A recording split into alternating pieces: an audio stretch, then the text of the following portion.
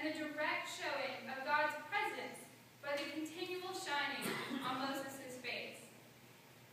Moses does not share what he saw in the cloud of God on Mount Sinai, but the voice of God and the experience of God's presence on the mountain is enough to open up Moses' face to shine continually with God's love. God also abounds in his gift-giving of love to Jesus and the few disciples that go to the mountain to pray. Luke shares with us the wonder of the experience of the Trinity on this mountain. In going up to the mountain to pray, Jesus is given time to discuss his coming exodus, his departure, his coming death and resurrection in Jerusalem with Moses and Elijah. Jesus is also given a huge affirmation of love, a revelation of the love of the Trinity, in the voice of God saying, "This is my Son, my chosen. Listen to him."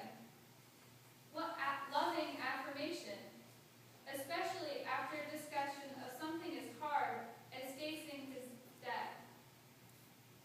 The disciples are given gifts too. What an awesome gift to be able to hear God speaking from the cloud, to be in the presence of such glory, to be able to see Jesus robed in glory and to hear the voice of God.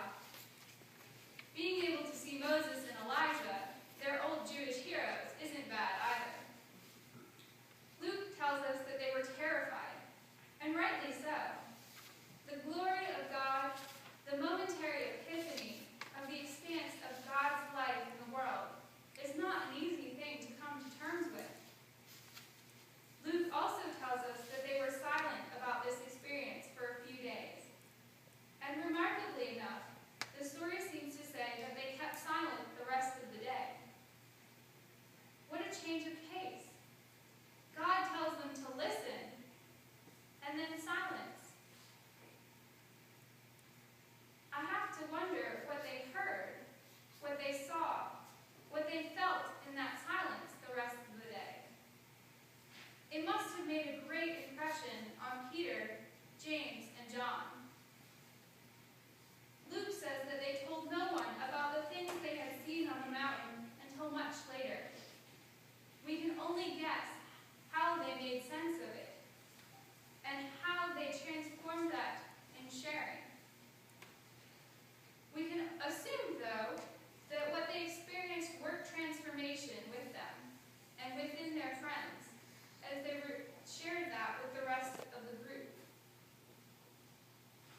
Thankfully, they did eventually share that story of transformation.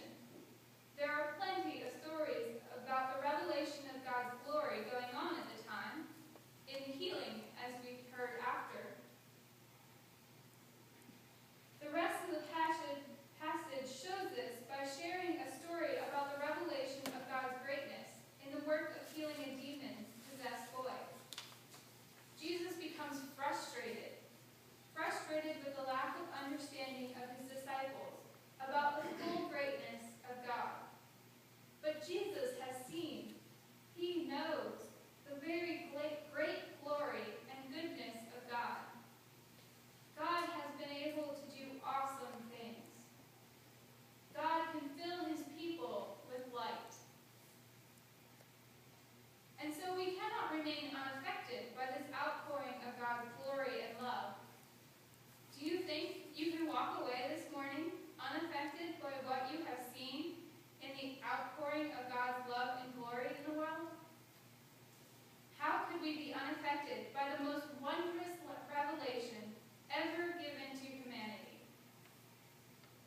Paul wants his followers in Corinth to see the glory of God in themselves and in each other, since they have received and felt the workings of the Holy Spirit